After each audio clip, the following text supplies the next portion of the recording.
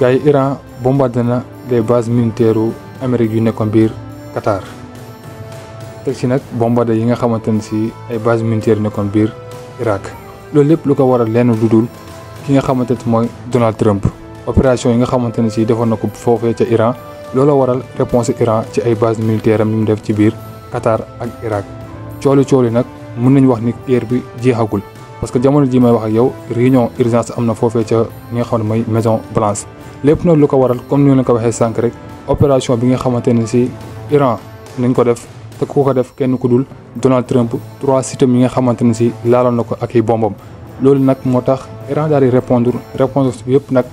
mu ngi ko basé wu ci li nga xamante ne si mooy ay sites yi nga xamante ne si mën nañ koy tuddee les bases militaires yu nekk biir Qatar ak Irak lépp nag jamono ji may wax ak yow ni xeex bi nag mën nañ wax que ni commencé gul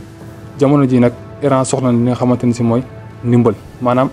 ñi nga xamante ni song na leen fu ñu jaar dañuy def li nga xamante ni si mooy réponse te réponse yooyu yëpp xajul ci kaw Iran mën nañu wax que ni nag ay alliés am nañ taxaw temm ngir dimbali ko ci li nga xamante ni si mooy xeex bi lu ko mooy rek guerre bi dina métti ci moom trop gars yi yéen tamit seen xalaat mu ngi ko wax ci commentaire yi bu leen fàtte aussi dem suñu chaîne YouTube Ali Vision TV ngeen abonné foofu jaa ngeen jëf